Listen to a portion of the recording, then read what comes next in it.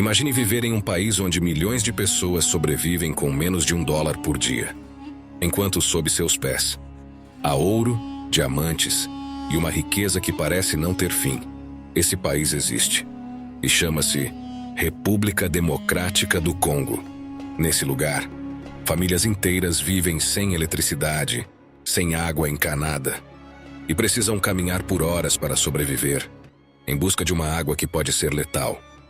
Um país onde se andam de motos de madeira e a falta de recursos obrigou a criar invenções que parecem impossíveis, como robôs gigantes que regulam o trânsito. Um dos países mais ricos em recursos, que esconde alguns dos minerais mais valiosos do planeta, onde aqueles que os extraem mal sobrevivem. Uma terra fascinante, onde existe um rio capaz de engolir tudo, um dos vulcões mais perigosos, e os seres humanos mais baixos da Terra, com adultos que mal ultrapassam a altura de uma criança de 10 anos. Acomode-se, abra bem os olhos e dê um like. Neste novo vídeo do Mundo Sem Censura, vamos descobrir como se vive em um dos lugares mais infelizes do mundo. Vamos começar. No coração mais sombrio e pulsante da África, escondida na densidade da segunda maior selva que existe, encontra-se a República Democrática do Congo, um dos países mais difíceis e fascinantes do planeta, devido às realidades que você vai conhecer agora.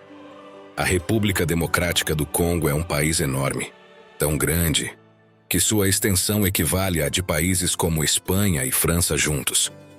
Mas embora seja um dos maiores países do continente africano, sua população ultrapassa os 80 milhões de pessoas.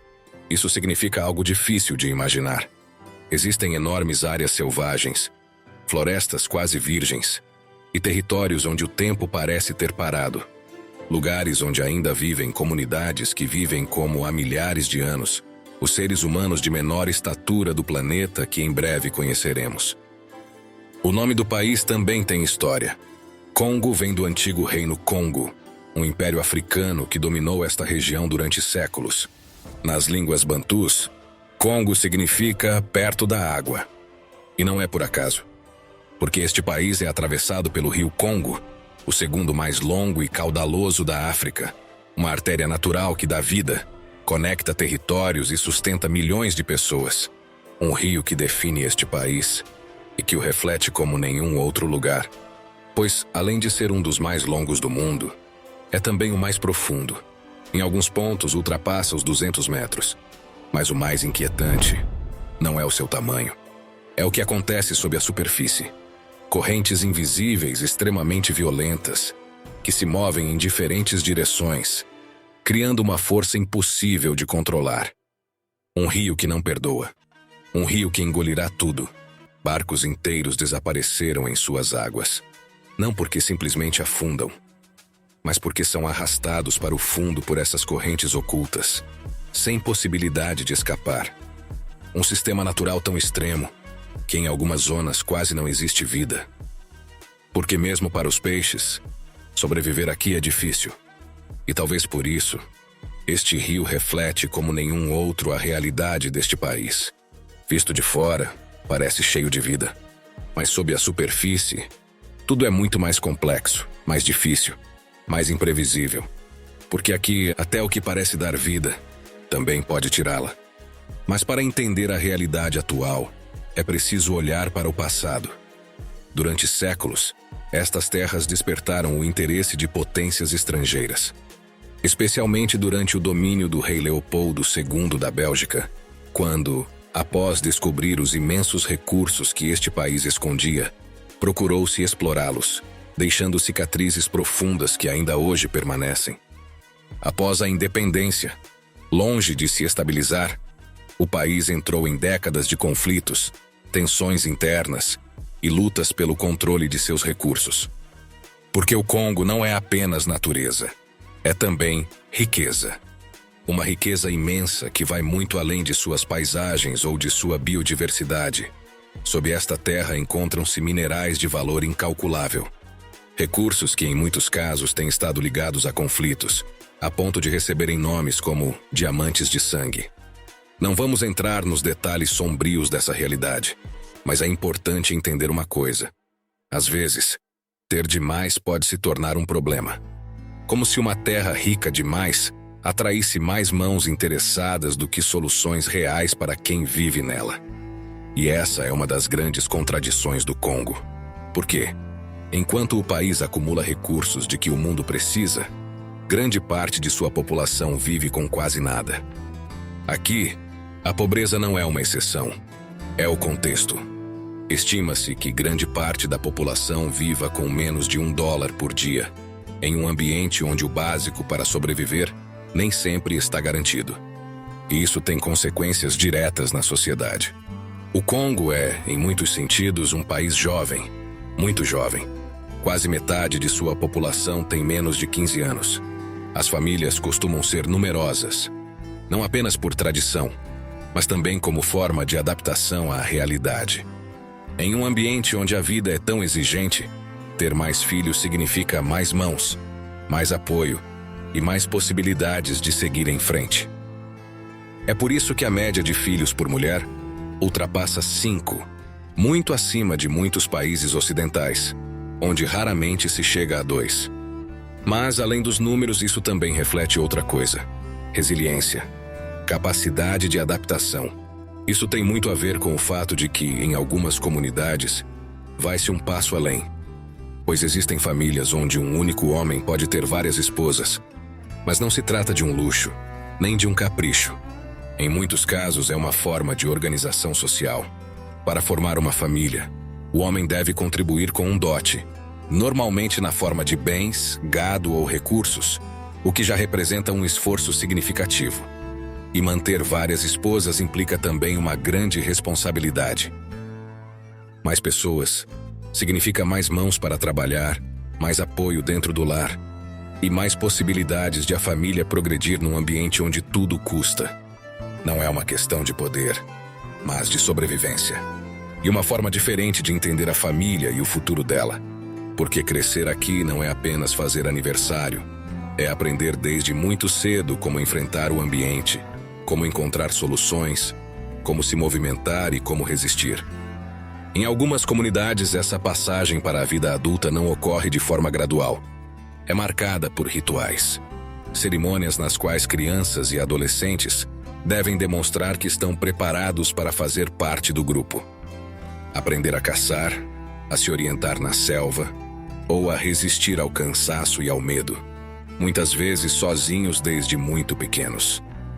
Provas que, mais do que demonstrar força, buscam ensinar algo muito mais importante: que neste ambiente sobreviver não é uma opção, é uma obrigação. E talvez por isso, muitas das coisas que aqui parecem impossíveis acabam encontrando uma maneira de funcionar. Mesmo que seja de uma maneira que você não esperaria. De 1 a 10 você estaria disposto a viver aqui.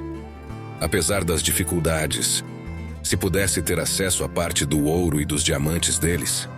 No final do vídeo, veremos se você mantém essa resposta.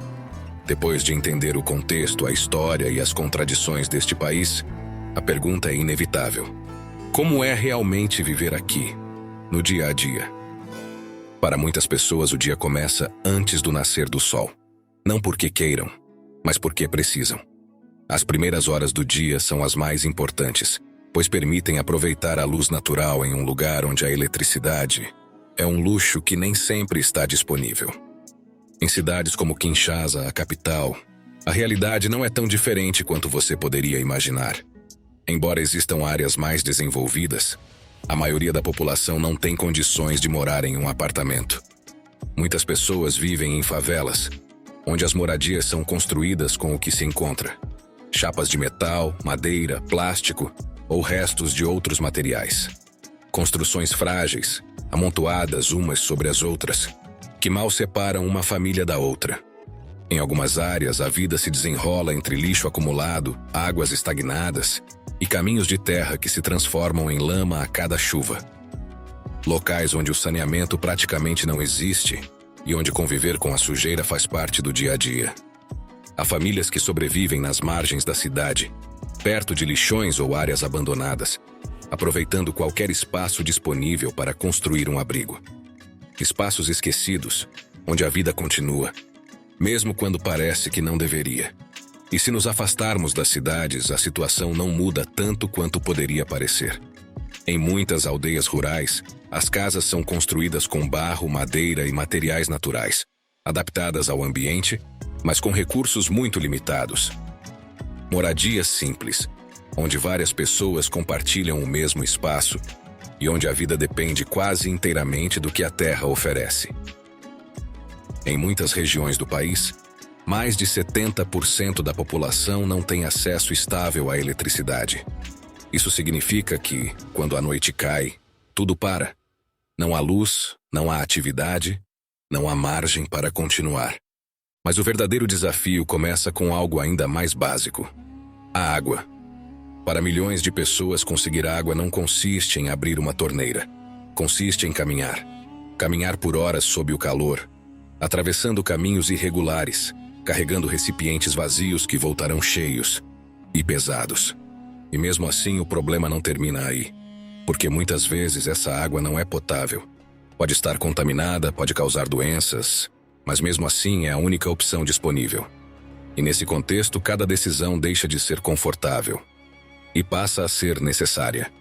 A alimentação segue um padrão semelhante. Não há supermercados, não há abundância constante, não há garantia de que amanhã será igual a hoje. Muitas famílias dependem do que conseguirem no dia a dia, de pequenas plantações, de trocas, de trabalhos informais. A economia nem sempre se baseia em dinheiro, mas na sobrevivência. O transporte também não é como você conhece. Em muitas áreas, as estradas são escassas ou estão em mau estado, e deslocar-se de um lugar para outro pode levar horas, mesmo para distâncias relativamente curtas. Isso afeta tudo. Chegar a um hospital, a uma escola, a um mercado, pode se tornar um desafio diário. E é aqui que você começa a entender algo importante. Quando faltam os recursos, surge a criatividade. Porque nesse ambiente, as soluções não vêm de fora. Elas são criadas de dentro. As pessoas se adaptam, improvisam, constroem com o que têm. Transformam materiais simples em ferramentas essenciais. E aos poucos você começa a perceber que a vida aqui não se mede em conforto, mas em resistência. Vizinhos que ajudam, famílias que compartilham, redes invisíveis que permitem que a vida continue mesmo nas condições mais difíceis. Mas mesmo dentro dessa realidade, há algo que surpreende. Porque quando parece que não há mais margem para nada, é quando surgem soluções que, vistas de fora, parecem impossíveis. Formas de se locomover, de trabalhar, de transportar, que não se encaixam no que entendemos como normal. Algo que, à primeira vista, parece impossível, mas que aqui faz parte do dia a dia. Quando não há recursos, surge algo muito mais poderoso: a criatividade. Em um lugar onde as infraestruturas falham, onde não há estradas em bom estado nem transporte estável, as pessoas não esperam por soluções. Elas as criam. E talvez o exemplo mais surpreendente de todos seja um que você já viu: o chucudu. Estruturas feitas inteiramente de madeira, sem motor, sem combustível, mas capazes de transportar até 300 quilos. Sacos, água, alimentos, materiais, até mesmo pessoas. À primeira vista parecem rudimentares, mas na verdade são essenciais. Porque em muitas regiões do país, isso não é uma invenção curiosa. É o principal meio de transporte. Uma ferramenta que permite trabalhar, deslocar-se e sobreviver. Quem tem um chucudu tem uma oportunidade. Uma forma de gerar renda, de transportar mercadorias, de se conectar com outros mercados. Por isso, longe de ser algo improvisado, torna-se um símbolo de esforço, de status e de sobrevivência. Mas o mais surpreendente é como são utilizados. Em algumas regiões, os motoristas percorrem quilômetros empurrando-os. E depois descem em alta velocidade por estradas de terra, aproveitando a inércia. Existem até competições. Corridas onde o objetivo não é apenas vencer, mas conseguir materiais, melhorar o veículo e se destacar. Mas o chucudu é apenas uma parte. Porque quando não há recursos, tudo se transforma. Em muitas casas, a iluminação não vem da rede elétrica, mas de soluções improvisadas. Garrafas plásticas cheias de água colocadas nos telhados, capazes de refletir a luz do sol para o interior. Um sistema simples, mas eficaz. Em outros casos, pequenas baterias recuperadas ou geradores improvisados permitem carregar um celular por algumas horas. Algo que aqui pode fazer uma grande diferença. A água também volta a ser um exemplo. Quando não há acesso direto, reutilizam-se bidões, recipientes e qualquer tipo de recipiente para armazená-la. Cada gota conta. Nada se desperdiça. Materiais que em outros lugares seriam considerados lixo, aqui ganham uma segunda vida. Rodas, plásticos, metais, tudo pode se transformar em uma ferramenta. Porque quando o básico falha, a única opção é se adaptar.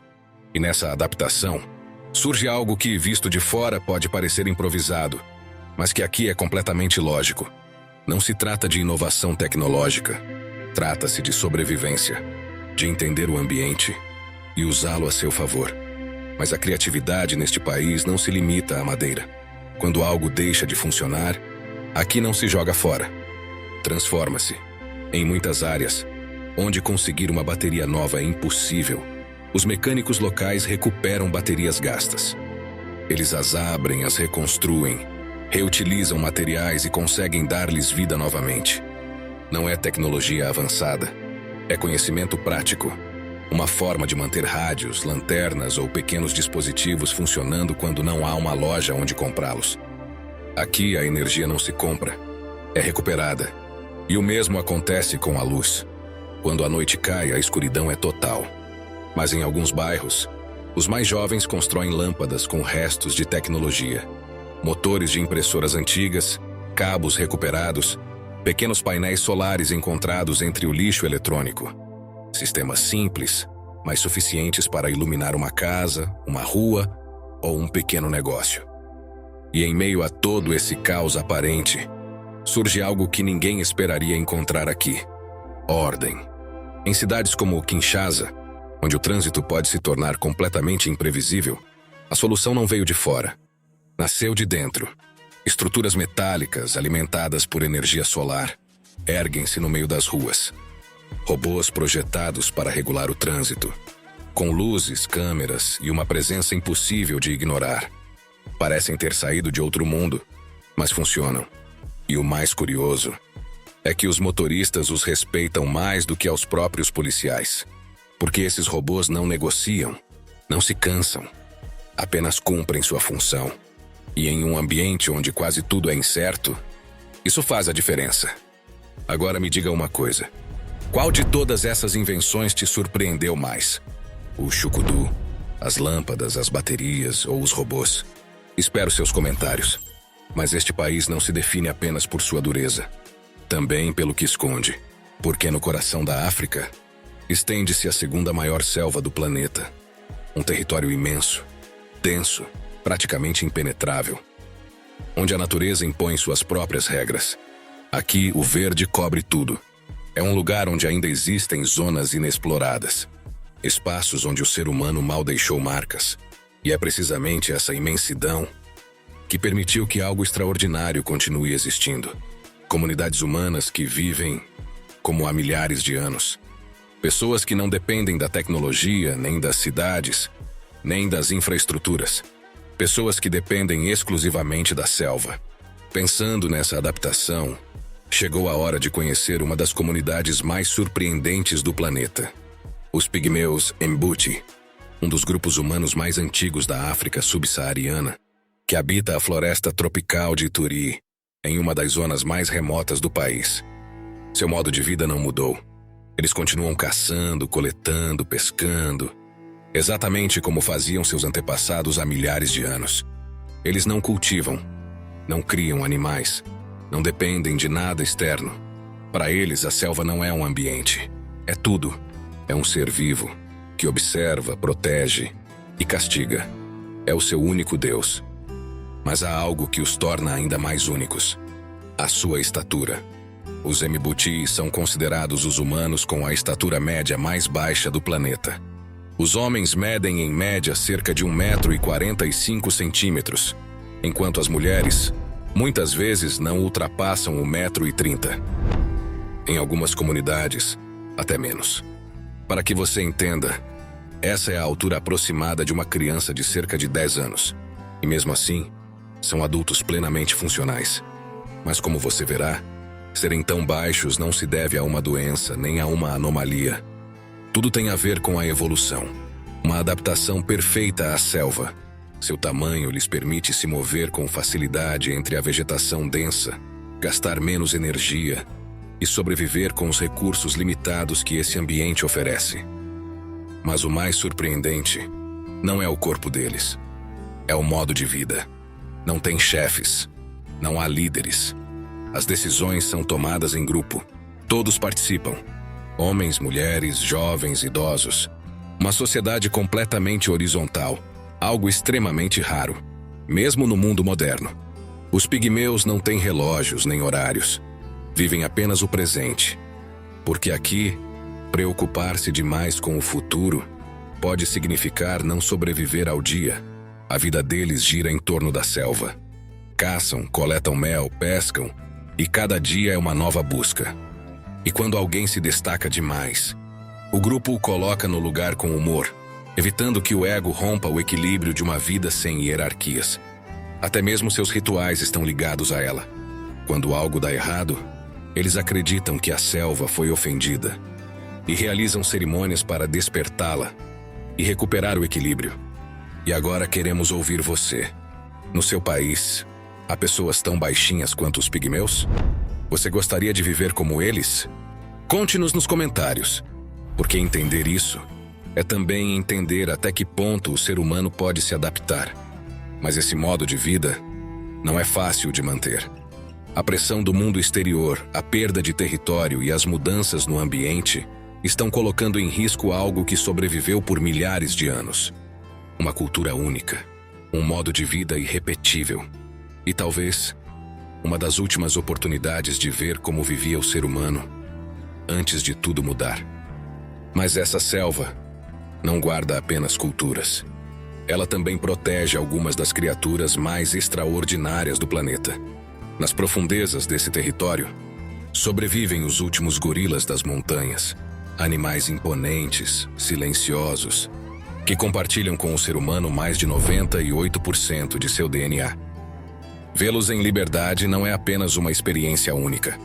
É observar um reflexo de nós mesmos, em um mundo completamente diferente. Mas sua existência está por um fio. Durante décadas, a caça ilegal, a perda de habitat e os conflitos na região reduziram seu número ao limite. Hoje, restam apenas algumas centenas em estado selvagem.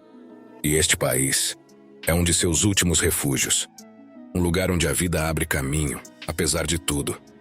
Mas se há algo que define este território, não é apenas o que nele vive. É o que pode despertar a qualquer momento. Porque nesta mesma terra, encontra-se um dos vulcões mais perigosos do mundo. O Nyiragongo. Um vulcão diferente de todos os outros. Sua lava é extremamente fluida, muito mais rápida do que o habitual. Pode descer pelas encostas a velocidades que ultrapassam os 100 km por hora, arrasando tudo em seu caminho, sem quase margem para reação. Em suas erupções mais recentes, a lava chegou até zonas habitadas, obrigando milhares de pessoas a fugir em questão de horas, sem tempo, sem aviso prévio. E mesmo assim, as pessoas continuam vivendo perto, porque aqui o perigo não é uma exceção. É parte do ambiente. Viver ao lado de um vulcão ativo, fazer parte de uma selva imprevisível, compartilhar espaço com uma das naturezas mais selvagens do planeta. Tudo faz parte da mesma realidade. Uma realidade onde a beleza e o risco convivem constantemente.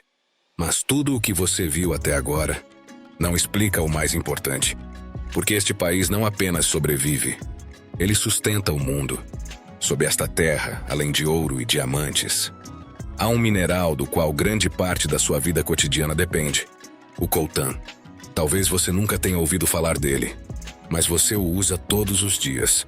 O coltan é usado para fabricar componentes eletrônicos, especialmente condensadores que estão presentes em celulares, computadores, tablets e praticamente qualquer dispositivo moderno. Não importa se você tem um celular básico, ou o último modelo de iPhone. Todos precisam de coltão. E uma parte muito importante desse coltão vem daqui, da República Democrática do Congo. Estima-se que este país concentre grande parte das reservas mundiais desse mineral. E isso o torna uma peça-chave para a tecnologia global. Mas é aqui que surge mais uma vez a contradição. Porque enquanto o mundo avança, aqueles que extraem esse mineral continuam presos em outra realidade. Em muitas regiões do país, a mineração não é industrial, é manual. Homens, e em alguns casos também jovens, passam horas escavando com ferramentas básicas, em condições adversas e quase sem proteção. Não há grandes máquinas, não há segurança, apenas terra, esforço e resistência. Trabalham durante longas jornadas, buscando pequenas quantidades de mineral que depois venderão por muito pouco dinheiro. Em muitos casos, a renda diária mal chega a $1 ou $3, o suficiente para seguir em frente por mais um dia. E mesmo assim, continuam, porque para muitos, não há outra opção. Nem todos vivem diretamente do coltan, mas em muitas regiões, a mineração se tornou uma das poucas formas de gerar renda. Uma atividade que, embora instável, permite que milhares de famílias sigam em frente. E é aqui que tudo se conecta a você. Porque enquanto alguém extrai esse mineral em condições muito difíceis, você o carrega no bolso, no seu celular, um dispositivo que faz parte do seu dia a dia e que depende em parte deste lugar. Sem este país, a tecnologia que você usa não existiria como você a conhece. E isso muda a forma de ver tudo, porque já não é apenas um país distante, é uma peça-chave no funcionamento do mundo moderno. Mas apesar dessa importância, a riqueza não fica aqui. Ela se transforma, é exportada, se dilui. E o que resta é o que você viu desde o início: esforço, adaptação, sobrevivência. Uma realidade onde o valor da terra não se reflete na vida das pessoas. E talvez essa seja a maior contradição de todas. Um país que tem o que o mundo precisa, mas que ainda está esperando receber o que merece. E agora, depois de tudo o que você viu, vamos voltar ao início. Aquela pergunta: de 1 a 10, quanto você estaria disposto a viver em um lugar assim, se pudesse ter acesso à sua riqueza? Porque agora você já sabe um pouco mais. Você sabe o que significa viver aqui. Você sabe o que isso custa. Você sabe o que há por trás disso. Um país onde a terra é rica, mas a vida nem sempre o é. Onde o mundo extrai, mas raramente devolve. Onde a natureza é selvagem, a cultura é única e a sobrevivência é diária. E mesmo assim, as pessoas seguem em frente, adaptam-se, resistem, encontram maneiras, mesmo que seja de uma forma que você não esperaria. Se você chegou até aqui, é porque esse tipo de história lhe interessa. Então inscreva-se no Mundo Sem Censura, porque ainda há muitos lugares a serem descobertos. E como sempre, há coisas que o mundo vê, e outras que prefere não olhar. Por isso não perca o vídeo que vem a seguir. Clique nele. Você vai adorar.